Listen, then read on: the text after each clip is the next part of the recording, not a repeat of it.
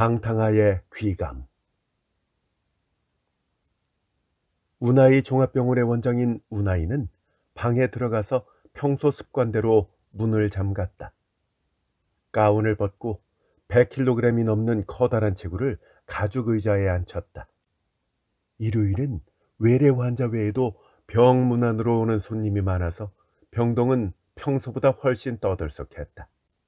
하지만 그런 소음도 주거에 가깝게 만들어진 방까지는 들려오지 않았다. 그 방은 운하이 전용으로 만들어진, 말하자면 개인 방인데, 소형 냉장고에 미니바, 간단한 응접 세트 등이 놓여 있었다. 벽시계 바늘은 1시 30분을 가리키고 있었다. 오전 진료는 1시까지였지만 환자가 끊어질 때까지는 진찰실을 나갈 수 없기 때문에 점심 식사 시간이 1시 반이나 2시가 되는 일이 곧잘 있었다. 그래도 오후 진찰이 3시부터이기 때문에 좋게 1시간 반 동안은 아무에게도 방해받지 않고 휴식을 취할 수 있다. 마호가니 테이블 위에 놓인 필통 크기의 나무 상자에 손을 뻗어 뚜껑을 열고 안에서 하루 2개로 정해둔 시가를 꺼냈다. 물부리를 잘라내 입에 물고 라이터로 불을 붙였다. 동남쪽 방향으로 넓은 안뜰을 보고 난 유리창을 통해 비쳐드는 햇빛이 눈부시다. 뜰 가운데에는 못이 파였고 주변에는 잡다한 종류의 초목이 심어져 있다. 그 너머에 안채가 있어서 내키는 만큼 이렇게 혼자 시간을 보낸 뒤 안채 식당에서 식사를 하고 다시 오후 진찰을 하러 천천히 나오는 것이 운하이의 일과였다. 미니바의 선반에서 잔을 꺼내 브랜디를 넘치도록 가득 따랐다. 잔을 들고 책상으로 돌아와 시가의 연기를 깊이 빨아들인다. 운하이는 시가를 그냥 뻑뻑 피워대는 짓은 하지 않았다.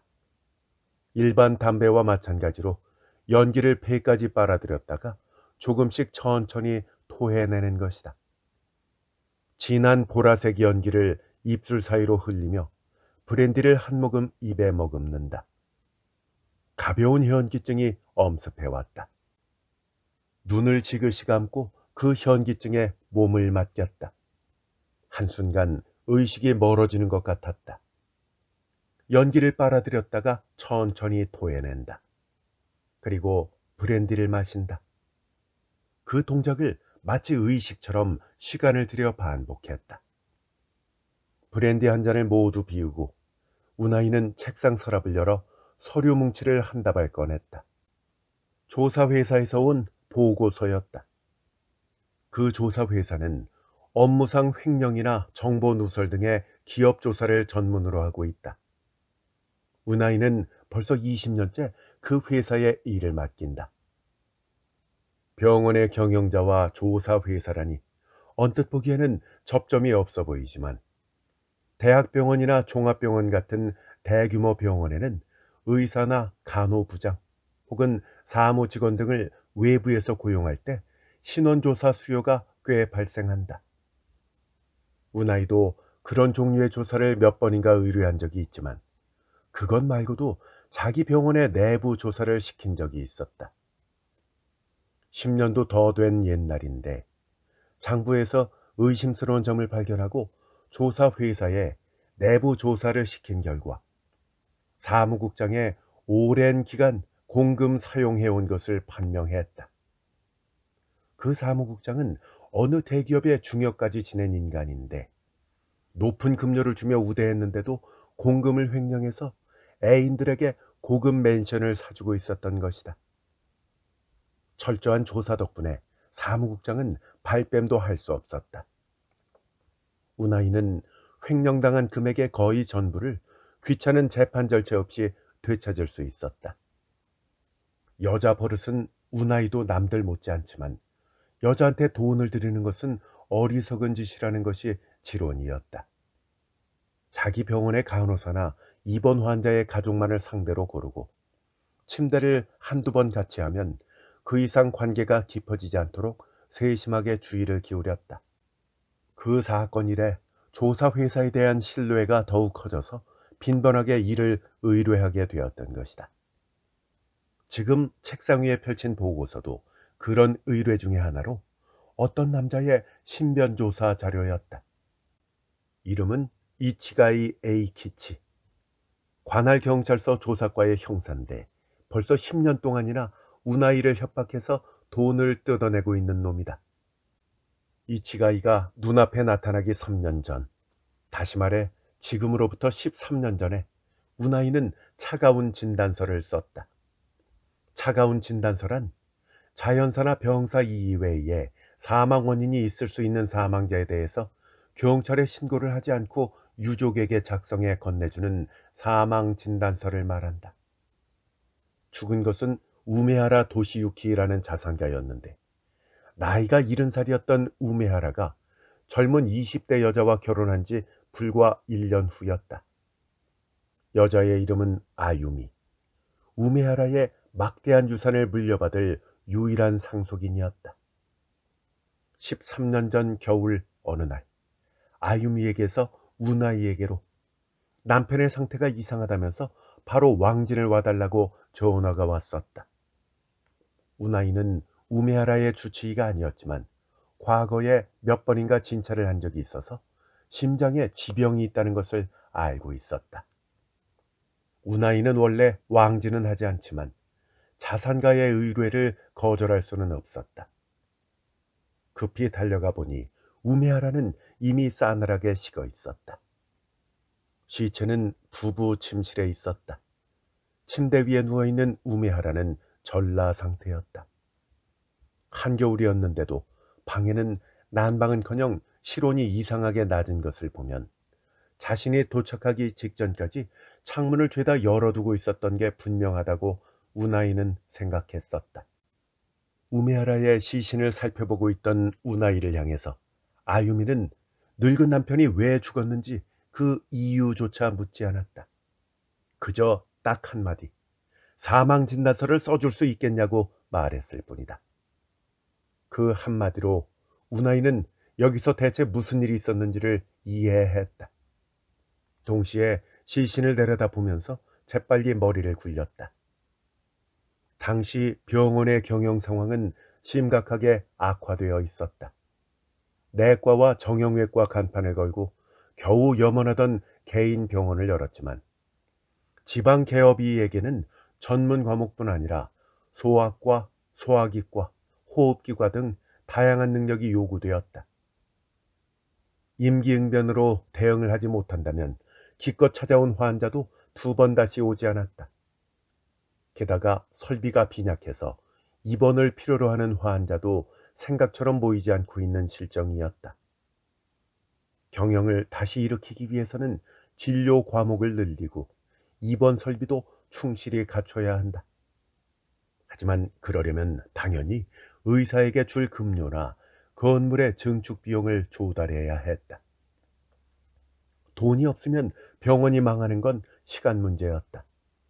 하지만 우나이에게 자금을 융통할 곳이 딱히 있는 것도 아니고 융통은커녕 은행에서 빌린 돈을 갚아 나가는 것만도 벅찬 상황이었다. 돈이 절실히 필요했던 것이다. 우나이는 아유미가 바라는 대로 사망 진단서를 써주는 쪽으로 마음이 기울었다. 아니, 사실 싸늘하게 식은 우메하라의 시신을 본 순간에 그러기로 이미 마음먹고 있었다. 아유미와 공모한 것도 아니고 그 자리에서 둘이서 음모를 꾸민 것도 아니다. 말하자면 이심전심, 호흡이 잘 맞았다고 해야 할 것이다. 자세히 살펴보니 시신에는 외상이 없었지만 아유미가 우메하라를 재우기 위해서 어떤 약품을 사용하지 않았는가 하는 점이 유일한 걱정이었다. 만에 하나 시신이 해부라도 됐다가 독극물, 꼭 독이 아니더라도 수면제 종류가 검출되는 날에는 사망 진단서를 작성한 우나이가 살인의 공범 의혹을 살 위험이 있었다. 사이드 테이블에 위스키 병과 호박색 액체가 안에 남아있는 유리잔이 놓여있는 것을 본 우나이는 아유미에게 물었다. 또 남편께서는 잠자리에 들기 전에 술을 드시는 습관이 있었나요? 네. 그럼 어젯밤에도 남편께서는 주무시기 전에 술을 드셨다. 그리고 그 술이 조금 지나쳐서 난방을 켜지 않고 잠이 들어버렸다. 맞습니까? 네, 아마도요. 혹시 남편께서 어떤 약물을 복용하셨거나 하지는 않으셨겠죠? 우나이는 다짐을 시키는 뜻에서 아유미에게 물었다. 네, 복용하지 않았습니다. 아유미는 우나이의 눈을 똑바로 보면서 확실히 대답했다. 아유미는 증거가 남지 않도록 약을 이용하지 않는 방법으로 심장이 약한 노인을 재운 뒤 난방도 켜지 않고 창문을 모두 연방해 하룻밤 동안 방치해 죽음에 이르게 한 것이 분명하다고 우나이는 확신했다. 우메아라 도시유키의 사망 원인은 심장 기능의 저하에 의한 사고사였지만 병사라고 해도 아무런 부자연스러운 점이 없으리라 여겨졌다. 저 남편분께 속옷과 잠옷을 입혀주세요. 우나이는 말했다. 그리고 실내 난방도 켜두는 게 좋겠습니다. 아유미는 우나이가 시키는 대로 했다. 그 다음부터는 아무런 문제도 없었다. 우메하라의 죽음이 세간에 전해지자 우메하라는 복상사한 거라는 소문이 어디선가 퍼져나왔고 소문을 진실로 받아들인 주간지가 젊은 후처를 들인 지방재벌의 비극적인 말로를 우스꽝스러운 필치로 적어내렸을 뿐이었다. 장례식도 순조롭게 끝나고 젊은 미망인은 우메하라의 유산을 상속하게 되었다. 이치가이가 우나이 앞에 나타난 것은 바로 그로부터 3년이나 지난 뒤였다. 어느 날 접수처의 간호사가 원장실에 얼굴을 내밀더니 형사가 찾아왔다는 뜻을 전했다. 경찰이 굳이 찾아올 일은 우메하라 도시유키의 사망 진단서 건 말고는 없을 텐데 하고 간담이 서늘해졌지만 간호사의 안내로 방에 들어온 이치가의 모습을 본 순간 이것은 형사로 정식으로 방문한 것이 아닌 것을 우나이는 직감했다. 우선 인상이 허름했다. 등이 구부정하고 황달기가 있는 얼굴에 희미하게 웃음을 띤 이치가이의 모습은 영화나 텔레비전 드라마 속에서 배우가 연기하는 공갈범 그 자체였다. 직감은 적중했다. 우나이가 권한 소파에 앉아서 이치가이는 천천히 입을 열었다. 내 녀석이 아유미와 공모의 우메하라를 죽인 건 알고 있다. 경찰은 살인사건이라는 것을 간파하지 못하고 그냥 넘어갔지만 자신은 처음부터 의심을 안고 개인적으로 계속 조사해왔다. 그 결과 우메하라의 사망 직후에 이 병원에 대한 아유미의 막대한 원조가 있다는 사실을 밝혀냈다. 정황 증거이기는 하지만 만일 이 사실이 공표되면 병원의 평판은 땅에 떨어지고 기껏 모은 환자들도 달아날 것이다. 이치가이는 대략 이러한 내용을 패기 없이 담담한 어조로 이야기했다. 확실히 우나이는 우메하라의 막대한 유산을 상속한 아유미가 융통해준 돈으로 의사를 몇 명이나 새로 고용하고 진료 과목도 늘렸다. 병원 건물도 단층에서 지상 3층 빌딩으로 바뀌었다. 단 한 통의 사망 진단서가 우나이의 운을 바꿨다고 할 수 있었다. 하는 일이 전부 잘 되고 병원 근처에 단지가 생겼다 싶더니 도로도 새로 났다. 침대 숫자가 80에 이르고 간호사도 어느새 50명을 넘어갔다. 사무원이 커피를 가져와서 그것을 마시는 동안 이치가이는 입을 다물었다. 사무원이 방에서 나간 뒤 우나이는 요구가 뭐냐고 물었다.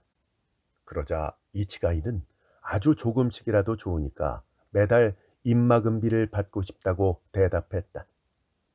금액을 묻자 10만엔이라는 대답이 들어왔다.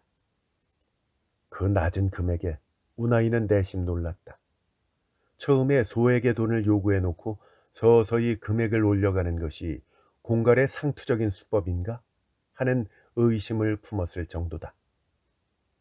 책상 서랍 속에 있던 10만엔을 건네자 이치가이는 돈을 자기 지갑에 쑤셔넣고 다음 달에 다시 들르겠다는 한마디를 남긴 뒤 방을 나갔다. 이치가이가 돌아간 뒤 우나이는 초면인 사람에게 너무 간단히 돈을 줘버렸다는 사실을 깨닫고 아연해졌다. 그 후로 얼마간 경박한 행동이 자기 목을 조이는 결과를 낳는 게 아닌가 하는 자책감에 시달리기도 했다. 이치가이는 선언한 대로 매달 병원에 나타났다.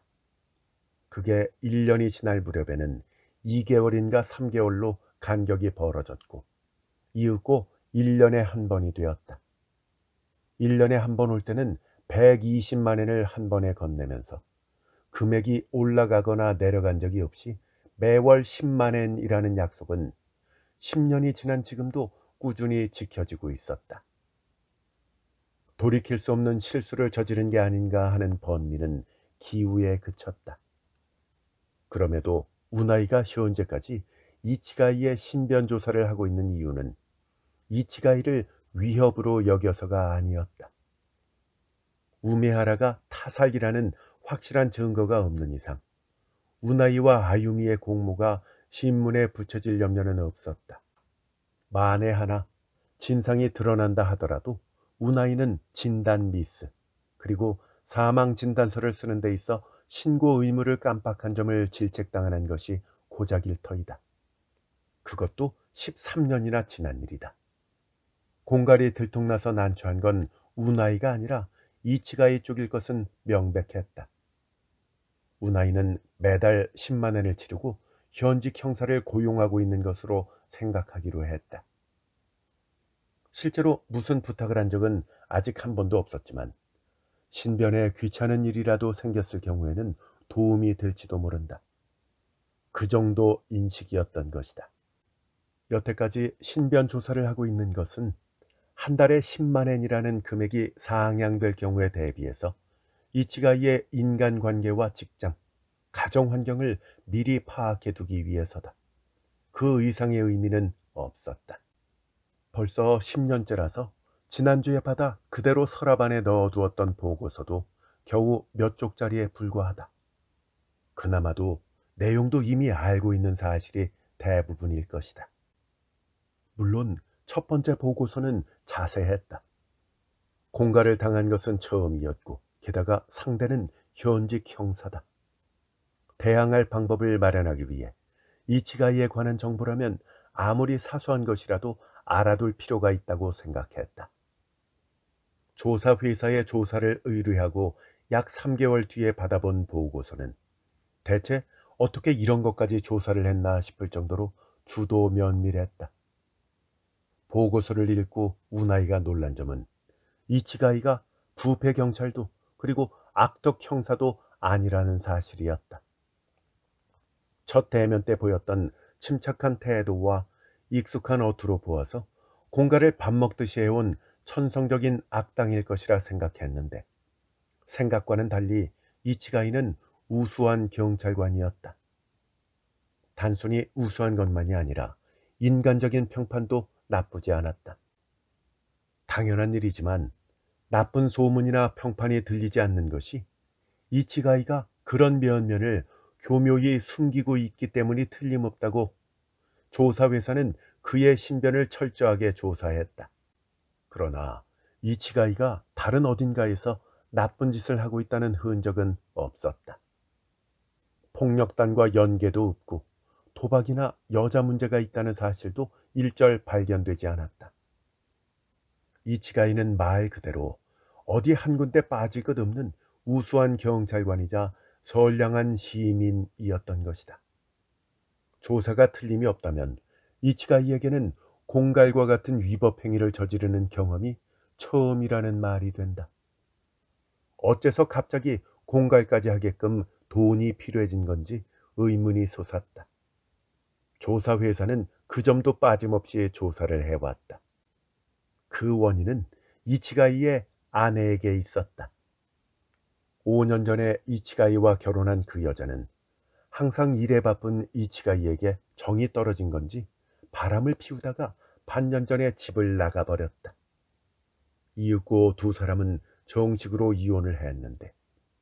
5살 먹은 외아들을 거둔 것은 이치가이였다. 본인이 희망한 바라고는 하지만 5살짜리 아이를 남자 손 하나로 키운다는 건 쉬운 일이 아니다.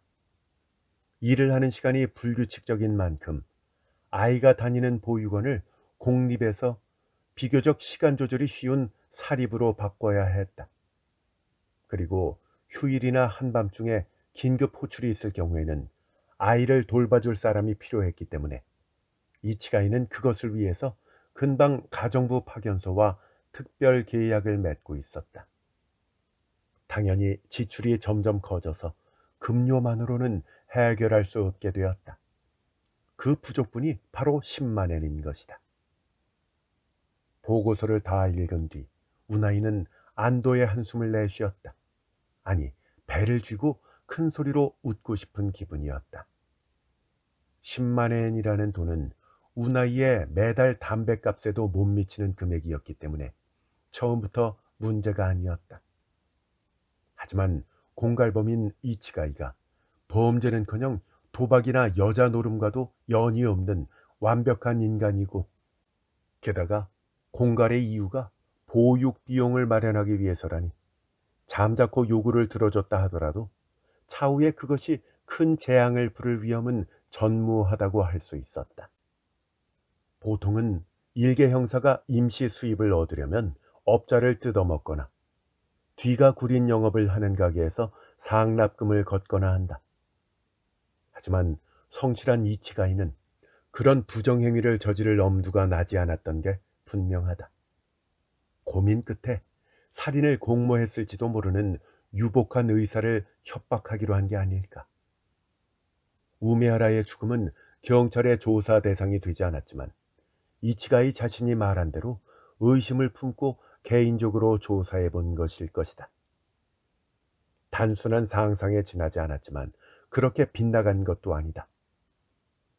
우나이는 이치가이의 요구를 받아들이기로 했었다. 10만 엔의 형사를 수중에 둘 수 있다면 이보다 싸게 먹힐 것도 없다고 생각했다. 만일을 위해서 신변 조사는 지속시켰는데 그게 어느새 10년이 되었던 것이다. 반년에 한 번 올라오는 보고서는 해가 갈수록 얇아지고 내용의 태반을 기지의 사실이 차지하게 되었다.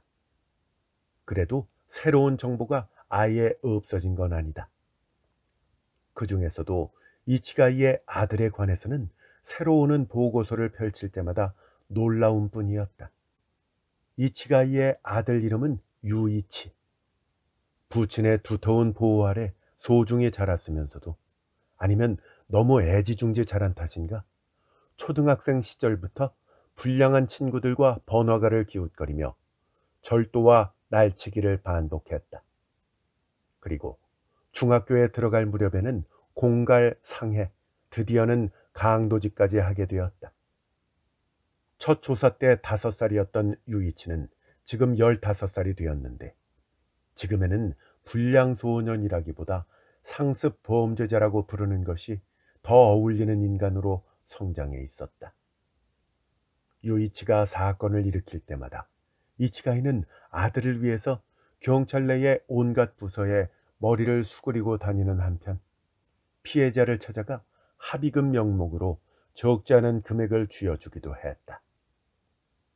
이런 헌신적인 부친의 노력이 있어서 이때까지 유이치는 가정재판소에 보내진 적은 있어도 감화소나 소년원에는 들어가지 않았었다.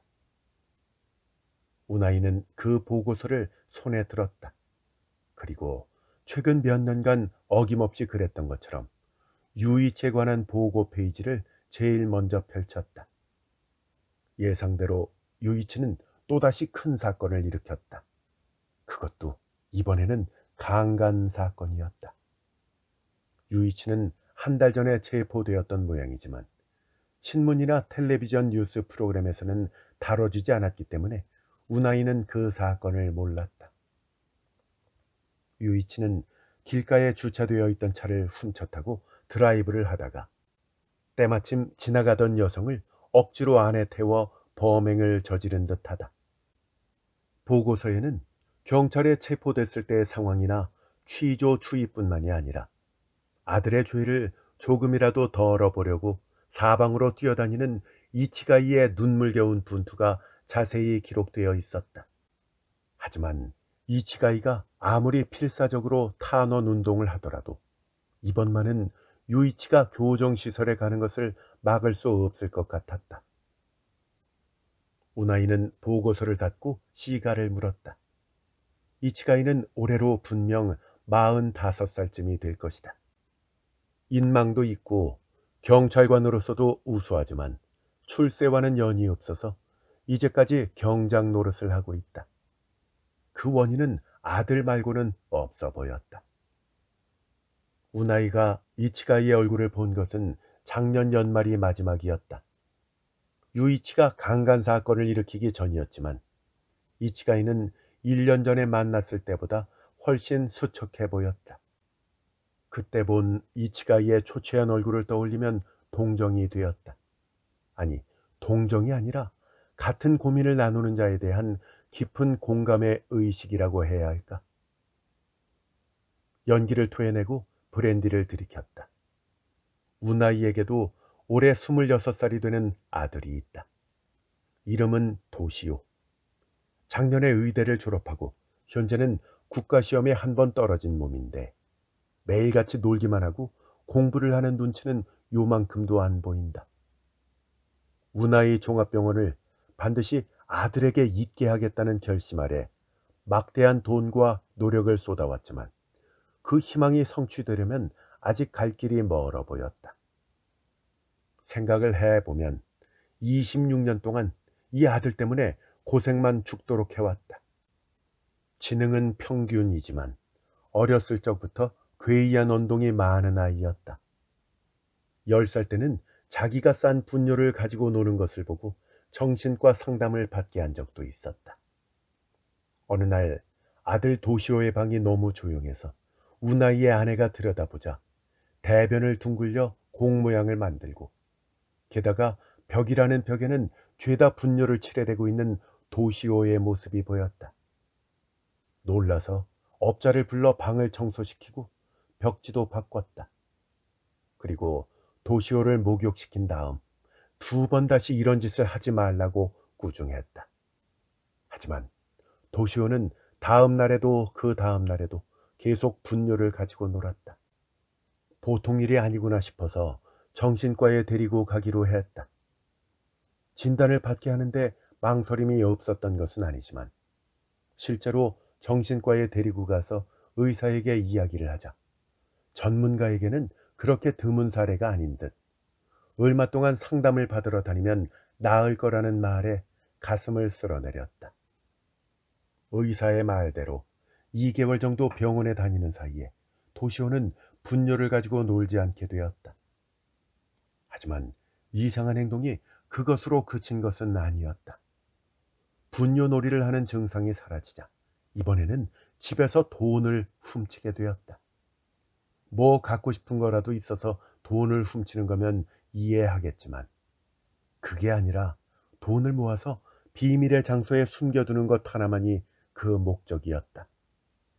비밀의 장소는 도시오의 방 장난감 상자 안 혹은 정원 한 구석에 판 구멍 같은 곳이었다. 이 기묘한 버릇은 중학교에 들어갈 무렵에 자연스럽게 나왔지만 대신 열중하기 시작한 것이 신문의 3면 기사 스크랩이었다. 강도, 상해, 유괴, 살인 등 온갖 범죄 관련 기사를 잘라서 보물처럼 소중히 보관해 두는 것이다. 스크랩북이 꽉 차자 벽에까지 붙이기 시작했다. 벽이라는 벽이 죄다 피해자의 얼굴 사진이며 살인 현장 사진으로 가득 메워졌다. 사진은 우나이의 아내가 기분 나빠하면서 한 장도 남김없이 떼어냈지만 도시오의 범죄에 대한 편에는 가라앉을 기색을 보이지 않았다. 열심히 읽는 책은 범죄 실화나 사건 르포 같은 종류뿐이었다. 특히 살인 사건에는 이상할 만큼 흥미를 나타내면서 미국이나 유럽의 역사상 유명한 대량 학살이나 연쇄 살인 사건에 관한 책을 닥치는 대로 사모았다. 살인범의 초상 사진 등이 나오면 마치 연인이나 육친의 사진인 양 액자에 넣어 책상 위에 두고 잠옷 사랑스럽게 바라보고 있곤 했다. 고등학교 그리고 대학교에 진학함에 따라 살인범의 사진을 액자에 넣어 매일 쳐다보는, 어떻게 보면 어린아이 같은 행동은 차차 모습을 감췄다. 하지만 절도와 작은 동물에 대한 학대 행위는 간헐적으로 변함없이 이어지고 있었다. 그래도 우나이는 도시오의 마음속에 있는 것은 악 그 자체가 아니라 악에 대한 동경 같은 것에 틀림없다고 생각하려고 노력하고 있었다. 그 증거로 서점에서 절도를 저지르거나 우나이의 지갑에서 돈을 훔치곤 할 때도 수법은 유치하기 짝이 없었던 데다가 근처에서 기르는 개나 고양이를 학대한다고 해도 때리거나 발로 차는 게 고작이지 죽이기까지 할 정도로 잔혹하지는 않았다. 정신이 미숙한 시기에는 누구나 한 번씩 악을 동경하곤 하는 법이다. 눈썹 하나 까딱 않고 법을 어길 수 있는 인간을 평범한 사람에게는 없는 특별한 능력을 가진 자인 것처럼 착각하는 것이다. 도시오에게는 그런 경향이 특히 더 강한 것이 아닐까. 26살이나 돼서 정신이 미숙하다고 하는 것도 변명 같지만 말이다. 최근에는 어디서 굴러먹다 온 여자를 집에 끌고 들어와서 수면제며 천식진정제 등을 이용해 도색 유희에 빠져 있다. 약은 병원 약국에서 빼내고 있었지만 우나이는 일부러 모른 채 하고 있었다. 심각한 사건을 일으키는 것만 아니면 저 좋을 대로 하게 놔두자는 생각에서였다. 지금은 놀이 수준에서 그치고 있지만 앞으로 이치가이의 아들처럼 진짜 범죄자가 되지 않으리라는 보증은 없다. 여기까지 상념에 빠졌던 우나이는 자리에서 일어나서 잔에 2잔째가 되는 브랜디를 따랐다. 다음에 이치가이가 찾아오면 둘이서 속 터놓고 이야기를 나눠보는 것도 즐거울지도 모르겠다. 이치가이와는 아직 천천히 이야기를 해본 적이 없지만 서로의 아들에 대해서라면 아무리 시간이 많아도 얘기거리가 마르지 않을 것이다. 다시 의자에 앉아 잔을 기울였다. 참 바보 같은 발상이었다. 술잔을 나누며 서로 아들 때문에 얼마나 고생하고 있는지를 이야기하는 공갈범과 피해자가 어느 세상에 있단 말인가. 우나이는 말도 안 되는 생각이라며 고개를 가로저었다. 보고서를 넣어두려고 책상 서랍을 열었다. 그런데 그때 서랍 안의 상태가 변해 있는 것을 깨달았다. 서랍 안의 배치가 미묘하게 달라졌던 것이다. 누가 우나이가 없는 때를 노려서 책상 서랍을 열어본 것이 분명했다. 고가품이 들어있는 것도 아니고 보고서를 읽는 것 외의 목적은 생각할 수 없었다. 대체 누가 이런 것에 흥미를 가진단 말인가? 병원 내에 집히는 사람이 없는지 얼마 동안 생각을 해보았지만 사정을 모르는 자가 읽어보았자 조사 목적 따위 짐작도 가지 않을 터였다. 혹시 누가 읽었다 하더라도 문제는 없을 것이다. 짧아진 시가에 불을 끄고 브랜디를 쭉 들이켠 다음 우나이는 안채에서 늦은 점심 식사를 하기 위해 자리에서 일어났다. 젊은 간호사가 갑자기 딱딱하게 굳어지기에 고개를 들어보니 아내가 병동과 안채를 잇는 복도에 서서 이쪽을 쳐다보고 있었다. 우나이는 당황해서 간호사의 엉덩이를 더듬던 손을 떼었다. 간호사가 허둥지둥 그 자리를 떠난다. 그 뒷모습을 얼마 동안 무표정하게 쳐다보던 아내는 이윽고 방향을 바꿔서 안채로 모습을 감추었다. 우나이에게는 눈길 한 번 주지 않았다. 울분을 참으며 사실, 즉 프라이빗 룸 문을 열었다. 방에 들어가 가죽 의자에 털썩 앉아서 담배함에 든 시가를 꺼내 불을 붙였다. 아내의 인형처럼 무표정한 얼굴이 잔상처럼 좀처럼 사라지지 않아 저도 모르게 혀를 차댔다.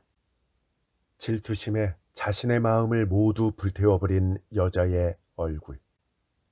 젊음과 여성스러움을 모두 잃고 분노와 슬픔 같은 감정마저 마모되어 남아있는 것은 상대를 가리지 않고 향하는 경멸의 눈길 뿐이다.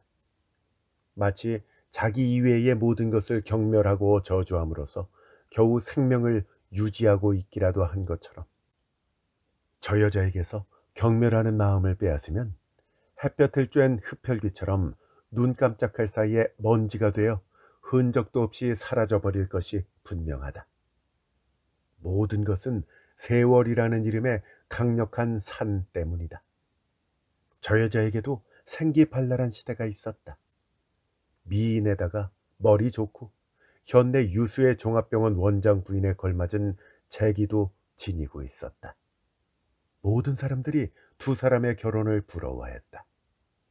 우나이에게 있어서도 아내는 자랑거리였다. 그러나 이 세상에 영원히 이어지는 것은 아무것도 없다. 특히 남녀 사이의 연애 감정은 시체보다도 더 빨리 부패해서 악취를 풍긴다. 우나이는 시가의 연기를 토해냈다. 지금은 저런 여자를 한 번이라도 사랑한 적이 있다는 사실이 스스로도 믿어지지 않을 정도다. 저 여자와 앞으로 평생 얼굴을 마주하지 않을 수 있다면, 저 여자가 이 세상에서 호련히 모습을 감춰준다면 얼마나 마음이 편할까. 최근에는 낮 휴식 시간에 안채에서 식사를 한 다음 오후 진료를 시작하는 습관도 어느샌가 끊기고 배가 고프면 배달 주문을 해서 간호사에게 가져오게 했다.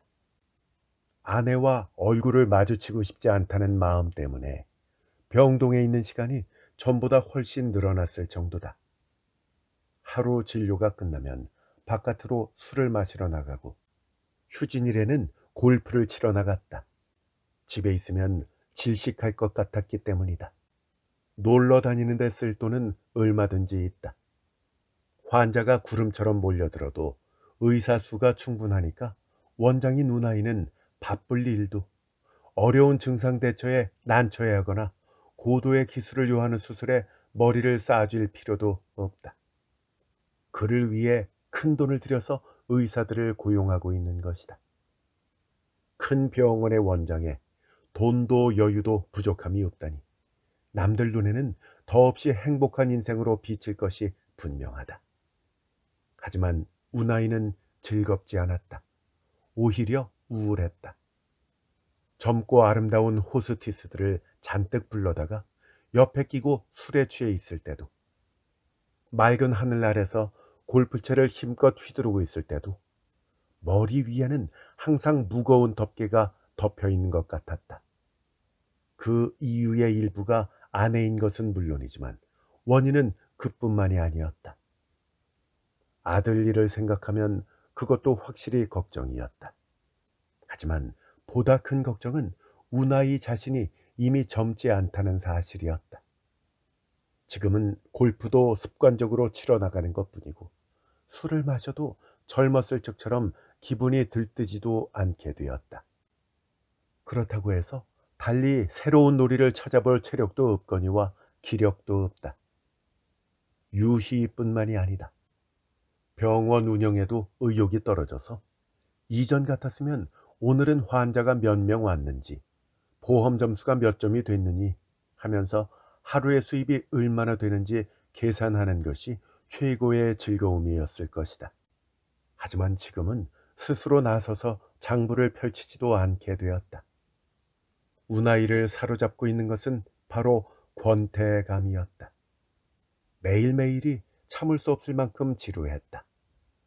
반복되는 같은 매일에 질려 있었다. 시가를 입에 문 채 일어나 미니바의 카운터에서 잔에다가 브랜디를 따랐다. 최근에는 눈에 띄게 주량이 늘었다. 아무리 마셔도 취하지를 않아서 어느덧 주량을 넘어서고 마는 것이다. 점심시간 2시간 동안 술을 너무 많이 마신 탓에 저녁까지 그대로 쿨쿨 잠이 들어 버린 적도 있다. 이대로는 알코올 중독에 빠질 위험도 있다. 생활을 바꿔야 하는데 하고 우나이는 생각했다. 자극이 필요했다. 빼어난 미인 환자가 떡하고 눈앞에 나타난다거나 우연히 어린아이의 목숨을 구하게 돼서 신문에 얼굴이 난다거나 그 무엇이라도 좋았다. 지겹기 짝이 없는 일상에 활기를 줄 만한 사건이 일어나주면 좋을 텐데. 차라리 휴가를 잡아서 세계 일주라도 해보는 건 어떨까?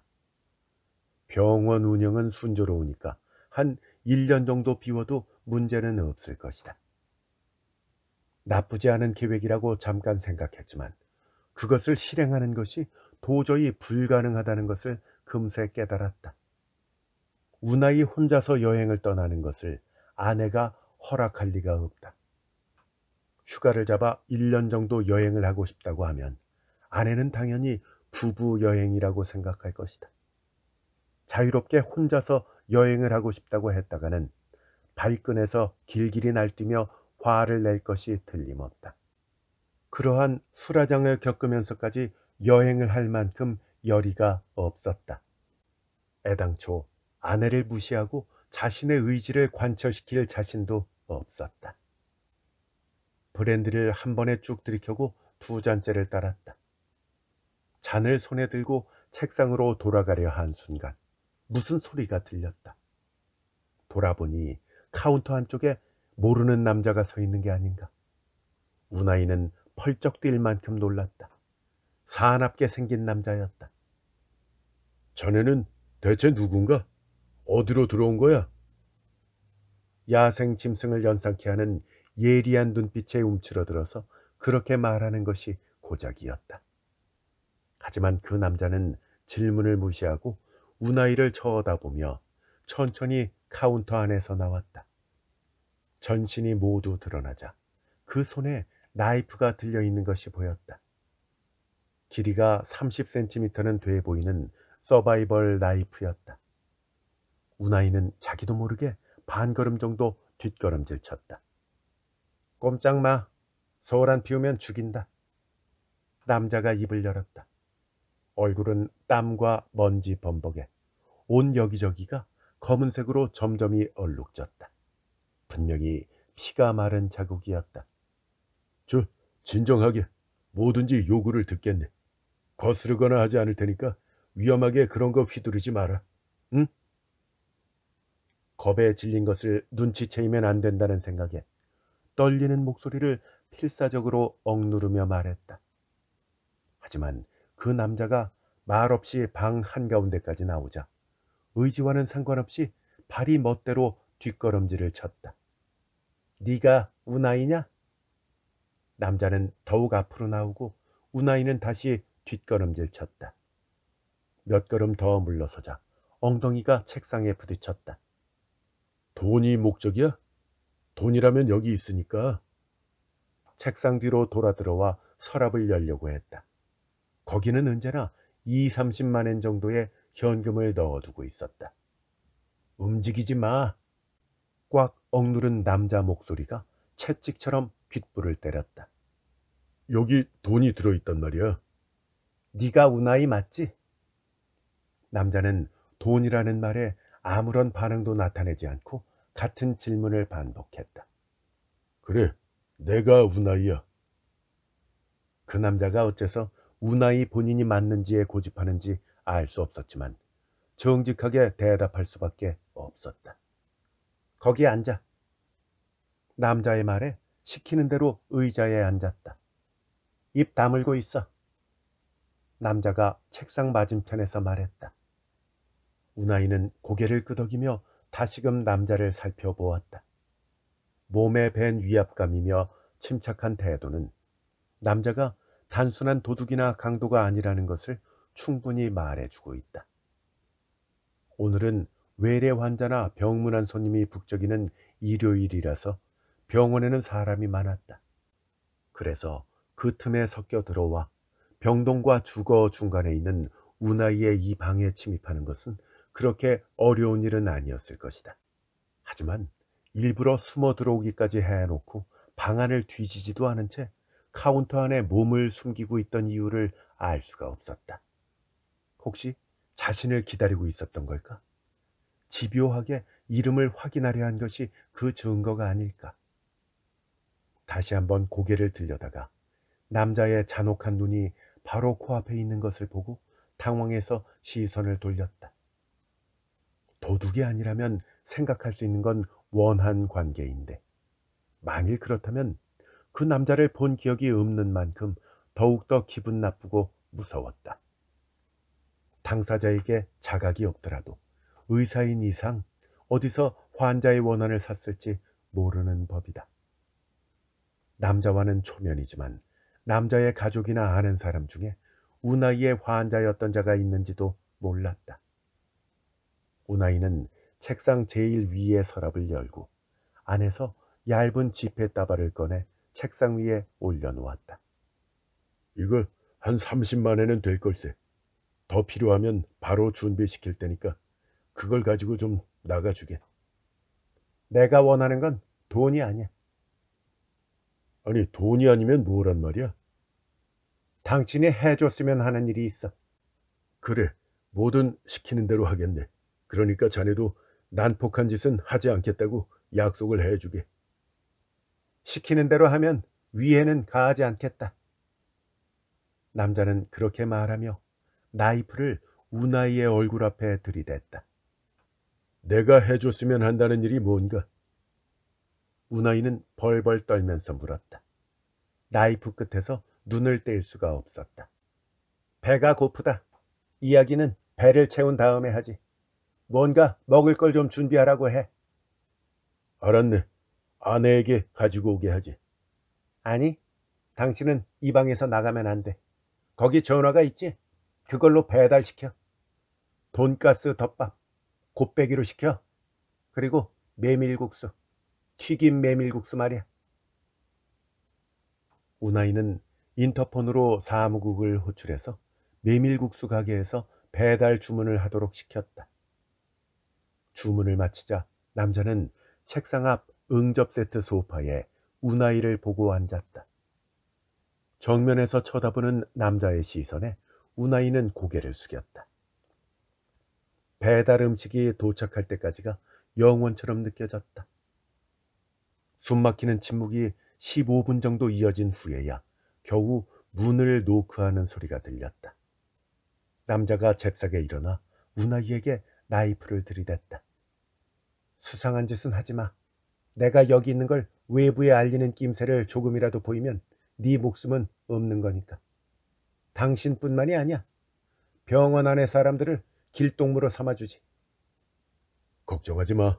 그런 짓은 하지 않을 테니까. 등 뒤로 나이프의 위협을 받으며 문 앞으로 걸어갔다. 남자는 문 뒤에 가려지도록 섰다. 남자가 눈짓하기를 기다려 문을 열었다. 사무국의 젊은 여직원이 메밀국수 가게에 네모난 쟁반을 들고 서 있었다. 원장님, 오늘은 식욕이 대단하시네요. 돈가스 덮밥에 메밀국수까지 드시다니요. 오늘은 환자가 많았거든. 방 안에 들어오려는 사무원을 막아서서 쟁반을 받아들고 문을 닫았다. 여기 내려놓아. 시키는 대로 응접 세트의 낮은 테이블에 쟁반을 올려놓았다. 당신은 의자에 앉아서 얌전히 있어. 그 말에 우나이는 책상으로 돌아갔다. 남자는 소파에 앉더니 덮밥 그릇에 덮인 투명한 랩을 벗기는 시간도 아깝다는 듯이 먹기 시작했다. 달걀옷을 입은 돈가스와 함께 밥을 있는 대로 입에 퍼담아 씹어 넘기더니 메밀국수 위에 올라간 새우튀김을 물고 국물을 소리내서 마셨다. 굶주렸던 짐승 같은 그 모습에 우나이는 눈을 빼앗겼다. 남자는 눈 깜짝할 사이에 돈가스 덮밥과 튀김 메밀국수를 먹어치웠다. 자네가 나한테 해줬으면 하는 일이라는 게 대체 무언가? 우나이가 물었다. 사람을 죽이고 왔어. 뭐라고? 저도 모르게 목소리가 날카로워졌다. 남자랑 여자를 하나씩 말이야. 이 녀석으로 난도질 해줬지.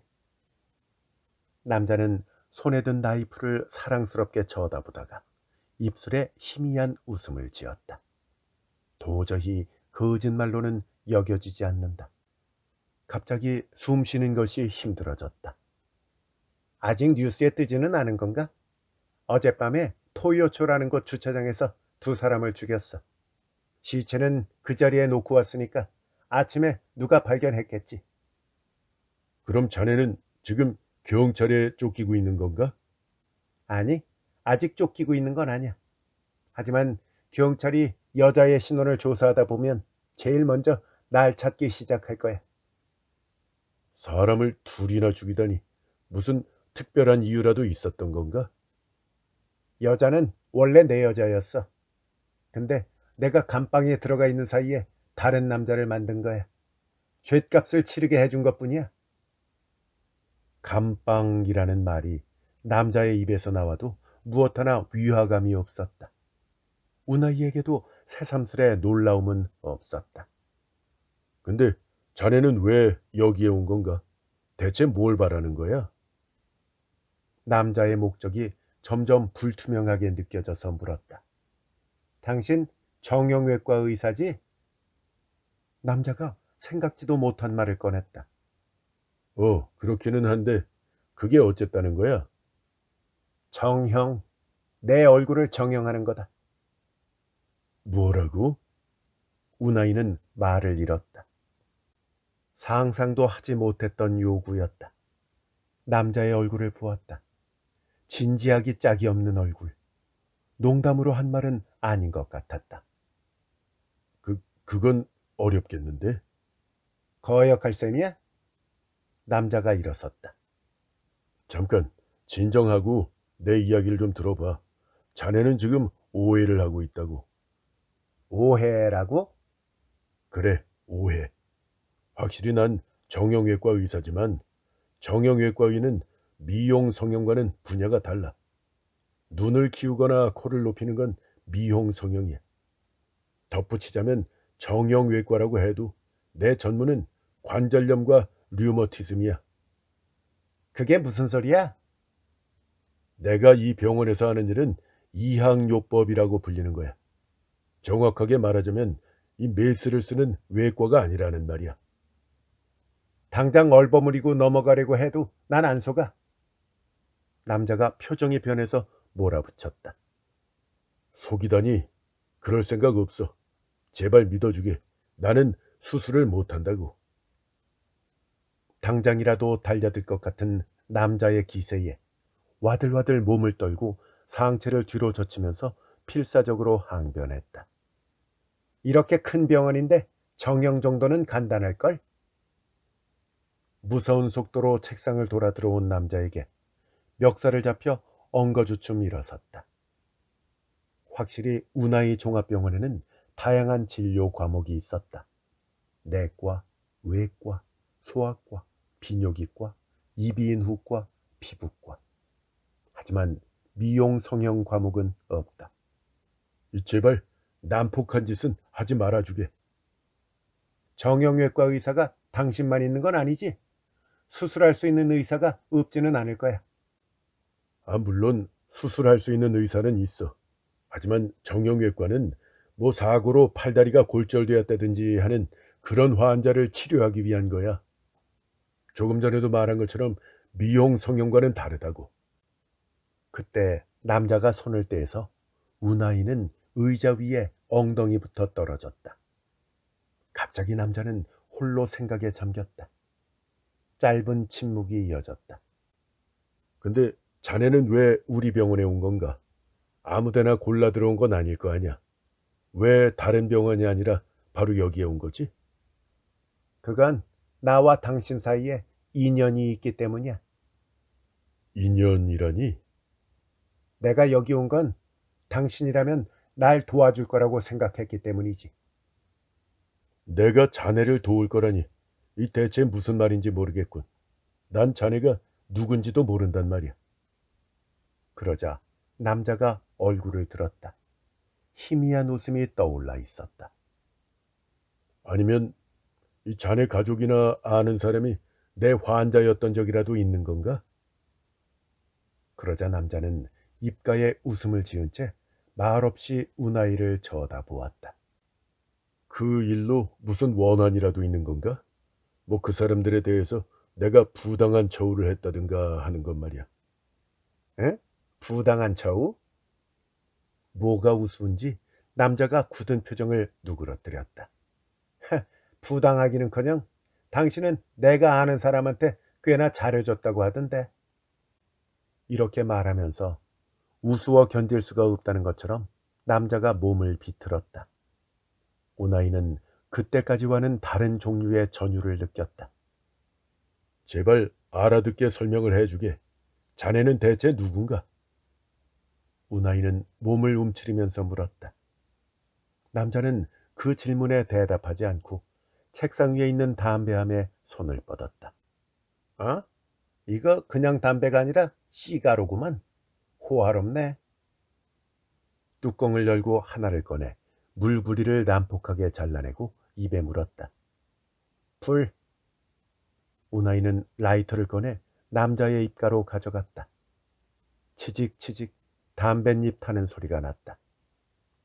이치가이라는 이름을 들어본 적이 있겠지? 남자가 말했다. 이치가이? 어디서 들은 이름 같은 기분이 들었다. 누군가 이치가이라니. 여기까지 와서 시치미를 떼시겠다? 남자가 연기를 토해내면서 말했다. 시치미를 떼는 게 아니야. 형사 이치가이 말이야.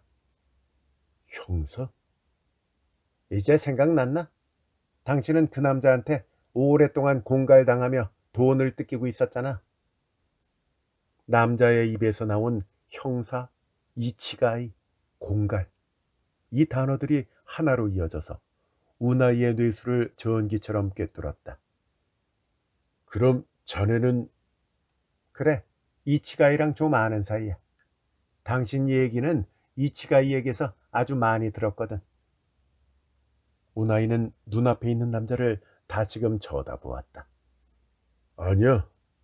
우나이는 말했다. 아니라고? 뭐가 아니라는 거냐? 자네는 이치가이와 좀 아는 정도 그런 사이가 아니란 말이야. 자네는 그의 아들인 유이치지? 남자의 안색이 변했다. 놀란 것은 남자뿐만이 아니었다. 우나이 역시 경악한 나머지 허리에 힘이 들어가지 않았다. 이치가이에 관한 보고서를 마지막으로 읽은 것이 대체 몇 년 전일까? 10년, 아니 15년도 더 되었을 것이다. 자네 올해 몇 살인가? 갑자기 무슨 소리를 하는 거야? 아마 30살쯤 되었겠지. 그때 유이치의 얼굴이 크게 일그러졌다. 당신 대체? 자네는 15살 때 강간으로 붙잡혔어. 그때는 소년원에 갔더랬나? 아버지에 대해서 조사를 했나 보구만. 그러다가 나에 대해서도 안 거겠지. 유이치가 당장이라도 나이프를 휘둘러 댈 것 같은 기세로 말했다. 자네는 내 얘기를 누구한테서 들었나? 부친이 이야기를 했나? 닥쳐. 함부로 입을 돌리면 다시는 말을 못하게 만들어주겠다. 유이치는 나이프를 우나이의 목에 갖다 대었다. 잘 들어. 내가 누구든 당신 얘기를 누구한테 들었든 그런 건 아무런 관계도 없어. 어쨌든 당신은 약점이 있으니까. 내가 시키는 대로 하지 않으면 당신 비밀을 폭로할 거야. 그뿐이다. 아버지가 자신의 악행을 굳이 아들에게 이야기를 했을까? 그럴 리가 없다는 생각이 들었다. 우연히 병원에 드나드는 부친의 모습을 본 건지 아니면 뒤를 밟은 적이 있는 건지는 모르지만 유이치가 부친의 공갈 행위를 알아차린 것은 정말이라고 하더라도 부친이 잡고 있던 사실이 무엇인지까지는 모를 것이 분명하다고 우나이는 직감했다. 그때부터 지금까지 15년 동안 자네가 뭘 하고 있었는지 들려주게. 뭐라고? 자네 말대로 자네에 대해서는 조사회사의 보고서를 읽어서 알게 되었지. 첫 보고서에서 자네는 5살이었어. 그 이후로 쭉 자네한테 흥미를 가지고 있었어. 마지막 보고서를 읽었을 때 자네는 15살이었네. 그 이후를 알고 싶은 거야. 무슨 개소리를 하고 있어? 지금 날 얕보고 그런 소리를 하는 거야? 그런 생각은 없어. 털끝만큼도. 우나이는 진지한 어조로 말했다. 유이치는 의심스러운 표정으로 우나이의 얼굴을 보았다. 이야기를 해주면 어떻게든 자네의 그 바람을 들어주도록 약속하겠네. 유이치는 말이 없었다. 우나이의 말을 진지하게 받아들여도 좋을지 저울질을 해보고 있는 것 같았다. 얼마 뒤 유이치가 중얼거리는 것처럼 말했다. 소년원에는 3년 있었다. 그 후에는 감방에 들어갔다 나왔다를 반복했지. 뭐 딱히 이야기할 것도 없어. 처음으로 형무소에 들어갔던 게 몇 살 땐가? 소년원을 나오고 조금 지나서 한 20살쯤 됐었나? 어쩌다 들어갔나? 강도, 주유소에 차를 처박은 것까진 좋았는데 사무소 금고에 2, 3만 엔밖에 없는 거야. 열받아서 점원을 흠씬 두들겨 주었지. 형기는 몇 년이나 받았지? 가석방으로 4년 있다 나왔어. 그리고? 근데 당신 진심이야? 진심이고 말고 전부 다 이야기를 해주게. 그리고 상해죄로 2번 체포되었지. 2번 다 실형 먹었고. 4번째는 5년 전이야. 그때 내 여자를 시켜서 하던 가게에 그 지역 관할인지 야구자가 와서 시비를 걸기에 살짝 고문을 좀 해줬더니 뭐 감금이랑 공갈죄를 뒤집어 씌우더군. 설마 야쿠자가 경찰을 의지할 줄이야 생각도 못했다니까. 고문이라니 대체 무슨 짓을 한 거야? 당신 무슨 변태야? 유이치가 눈살을 찌푸리며 우나이를 쳐다보았다. 제발 가르쳐주게. 무슨 짓을 한 건가? 끓는 물을 한 2~3방울 귓구멍 안에 흘려 넣어준 것뿐이야. 고작 그 정도 가지고 사람을 5년 동안이나 감방에 쳐넣다니. 그럼 자네는 지금 막 형무소에서 나온 참인가? 그렇지. 지난달이니까. 그래서 이번에는 살인을 했다. 자, 내 얘기는 다 했어. 이제 수술을 해라. 한 가지만 더 묻게 해주게. 자네 아버지는 어쩌고 있나? 아직 60살 정도일 텐데. 작년에 내가 깜방에 들어가 있는 동안에 죽었어. 암으로 말이야. 죽기 전까지 계속 형사일을 했던 건가?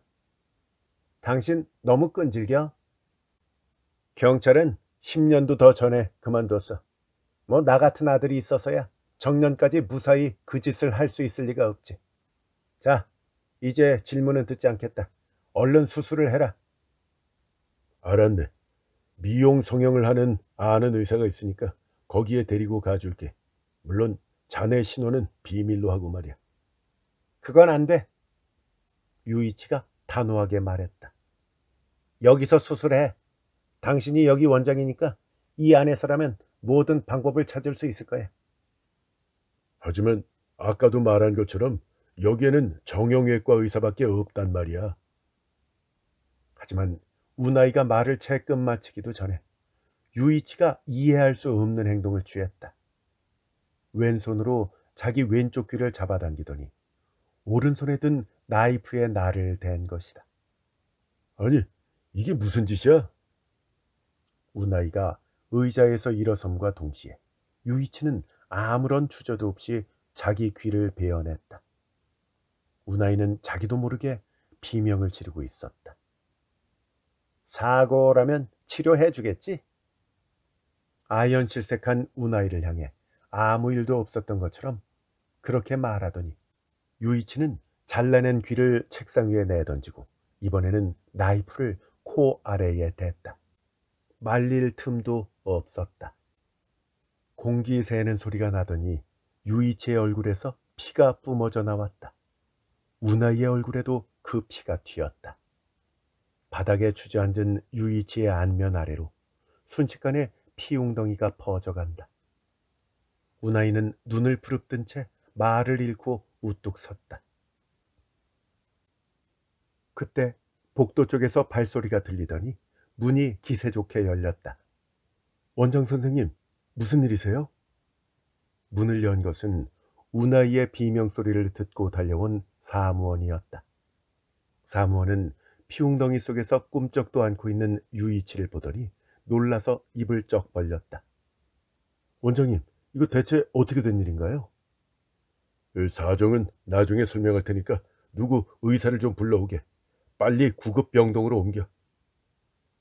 사무원이 나가자 이번에는 운하이의 아내가 얼굴을 내밀었다. 운하이는 아내의 얼굴을 보자마자 당황해서 문 앞까지 달려가 아내를 복도로 떠밀었다.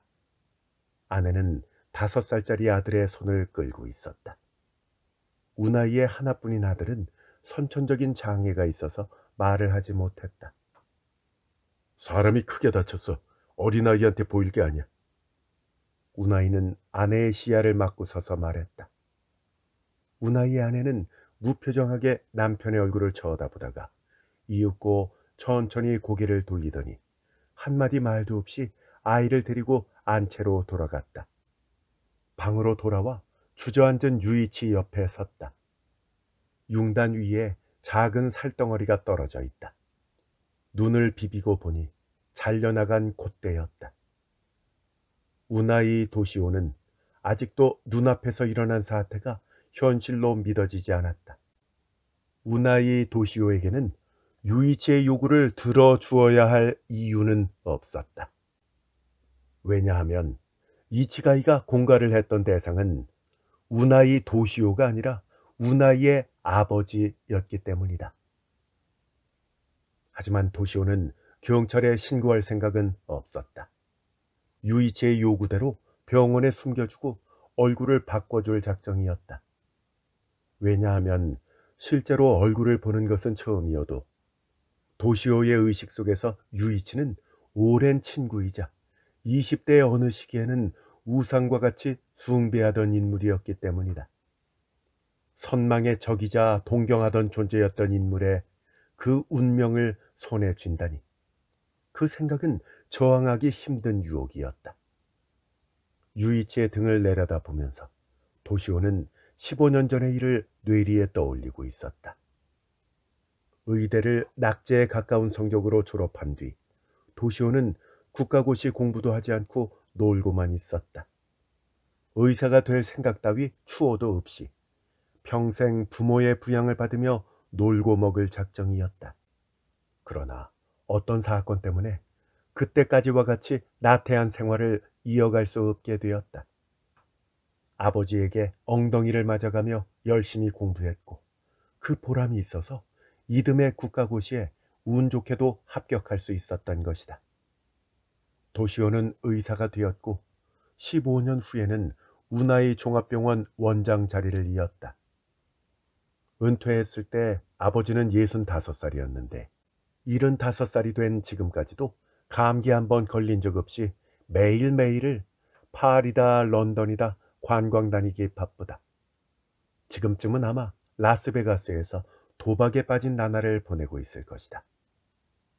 이렇게 상황을 바꾼 사건이란 도시오 자신이 일으킨 것이었다. 어쩌다 술집에서 알게 된 여자를 자기 방에서 죽게 해버린 것이다. 약물을 너무 많이 먹은 것이 원인이었다. 여자가 죽은 것은 몽롱한 상태에서 서로 엉켜있던 중이었는데 도시오 역시 약에 취해서 이변을 깨닫지 못했다. 약효가 끊겨 의식이 확실해졌을 때는 여자는 이미 차갑게 식어 있었다. 자기도 모르게 비명이 나오려는 것을 가까스로 참았지만 쇼크로 머리가 제대로 돌아가지 않아서 멍하니 방 안만 빙빙 돌았다. 시간이 지남에 따라 자신이 놓인 상황이 확실해지자 이번에는 공포 때문에 움직이지 못하게 돼서 그 자리에 웅크리고 말았다. 어쨌든 아버지에게 알리자고 결심해서 가까스로 일어선 것이 여자가 죽고 3시간도 넘게 지나서였다. 원장실에 가서 아버지에게 방에 와달라고 부탁했다. 아들의 안색을 보고 예사로운 일이 아니라는 것을 알아차렸는지 아버지는 바로 자리에서 일어섰다. 방에 온 아버지는 침대 위에 누운 여자의 시체를 보아도 눈썹 하나 까딱하지 않았다. 시체를 보면서 얼마 동안 생각에 잠겨 있다가 이윽고 도시오를 향해 뜻밖의 말을 건넸다. 이 여자는 우리 병원 환자고 죽은 건 치료 중에 사고였던 걸로 처리를 해주마. 가족들에게는 배상금을 치러야 되겠지만 돈으로 해결할 수 있다면 그보다 싸게 먹힐 것도 없지. 그 대신에 너는 오늘부로 이 타락한 생활에 종지부를 찍고 열심히 공부를 해라. 도시오, 알겠니? 그렇게 말한 것이다. 사실 도시오가 아버지에게 알리려고 마음먹은 것은 이치가이라는 남자에 관한 신변 조사 보고서를 몇 년씩이나 훔쳐 읽고 있었기 때문이다. 아버지 몰래 보고서를 읽었던 것은 이치가이 본인이 아니라 그의 아들인 유이치에 대한 호기심 때문이었다. 처음 보고서를 읽었을 때부터 10살이나 연하인 소년의 범상치 않은 비행 행위에 매료돼서 소년이 차례차례 일으키는 사건의 기술에 흥분했던 것이다. 그것은 어떤 범죄 실화를 읽을 때보다도 도시오를 미치도록 기쁘게 만들었다. 아버지가 어째서 이치가이에게서 공갈을 당하게 된 건지, 이치가이가 공갈의 재료로 삼은 사건이 뭐였는지에 대해서는 보고서에 적혀 있지 않았지만 살인이나 변사 사건에 비상한 관심을 품고 있던 당시의 도시오에게 아버지가 어떤 종류의 범죄를 저질렀을지 추측하는 것쯤은 매우 쉬웠다. 그저 추측만 한 것이 아니다. 자신의 추리가 옳은지를 확인하기 위해서 과거의 신문 사망 사건 기사와 아버지의 환자 리스트를 조합해 보기도 했다. 그 결과 우메하라 도시유키라는 자산가의 사망 진단서를 쓴 직후에 병원이 증축되었다는 것을 알아냈다. 아버지에게 제일 먼저 알리자고 생각한 것은 그 건이 계기였지만 그렇다고 해서 아버지라면 자신을 위해 은폐 공작을 해줄 거라고 기대했던 것은 아니었다. 아버지의 말에 놀라기는 했지만 도시오에게 선택의 여지는 없었다. 잠자코 고개를 끄덕일 수밖에 없었다. 복도 쪽에서 다시 급한 발소리가 들려왔다. 도시오는 제정신으로 돌아와 바닥에 주저앉아 신음을 흘리며 몸을 부들부들 떨고 있는 유이치를 다시금 내려다보았다. 공포는 연기처럼 사라져갔다. 살인자의 도망을 돕는다. 그렇게 생각한 것만으로도 머릿속이 저리는 것 같은 흥분을 느꼈다. 아니, 단순히 도와주는 것도 범죄의 한 끝에 가담하는 것도 아니다. 왜냐하면 살인자를 보호해서 수술을 해주고 안전한 장소에 도주까지 시키는 것은 다름 아닌 도시오 자신이기 때문이다. 앞으로는 유이치가 아니라 자신이 범죄의 주도권을 쥐게 되는 것이다. 범죄 실화의 독자도 범죄의 방관자도 아닌 진짜 범죄자가 될 수 있는 기회가 드디어 찾아왔다. 20년, 아니 그보다 더 오랜 시간 동안 잊어왔던 흥분이 뱃속에서 끌어올라와 도시오는 자기도 모르게 부르르 몸을 떨었다.